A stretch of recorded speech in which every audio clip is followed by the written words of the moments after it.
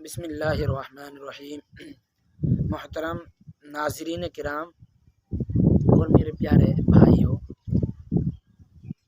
تو آج کل جو موسم چل رہا ہے اس کو موسم سرما یعنی سردی کا یہ موسم ہوتا ہے، اور سردی کے اندر جب سردی پڑتی ہے تو آدمی جب نماز پڑھتا ہے تو نماز پڑھتے وقت نیچے کیا کوئی گدے بچھا رہا ہے، کوئی فوم بچھا رہا ہے۔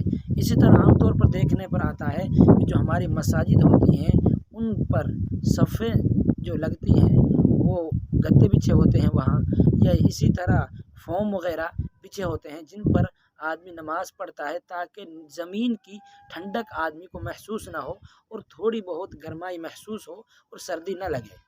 تو یہ فوم جو ہوتی ہے، اسی طرح جو گدے ہوتے ہیں، تو ان پر نماز پڑھنا کیسا ہے؟ ان پر کیا نماز ادا ہوگی یا نہیں ہوگی؟ کوئی شخص پوچھتا کچھ نہیں ہے، بس کیا ہے چلتا رہتا ہے، پوچھنے کے لیے کوئی تیار ہی نہیں ہے کہ نماز ان پر ادا ہوتی ہے نہیں۔ اس طرح بعض لوگ ایسے تھے سردی کے اندر گھر سے نہیں جاتے اور گھر پر جس کا بیڈ ہوتا ہے یا جو بستر ہوتے ہیں وہاں گدے لگے ہوتے ہیں اور ان گدوں پر ہی نماز پڑھ لیتا ہے مصلی بچھا کر۔ تو ان پر نماز ادا ہوگی یا نہیں ہوگی؟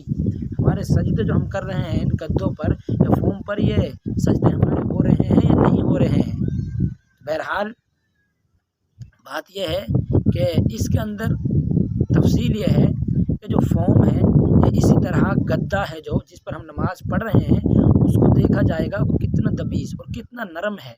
اگر وہ اتنا نرم ہے کہ زمین پر کیا ہے جو پیشانی ہے ہماری سجدے کے وقت جو ٹکتی ہے، یہ زمین پر نہیں ٹک رہی، اور کیا ہے سختی محسوس نہیں ہو رہی زمین کی، بلکہ نرماہٹ ہے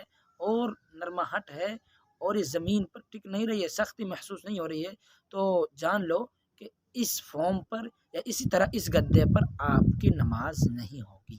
کیوں؟ اس لیے کہ اس پر سجدہ نہیں ہوا، اور سجدہ نہیں ہوا تو نماز نہیں ہوئی۔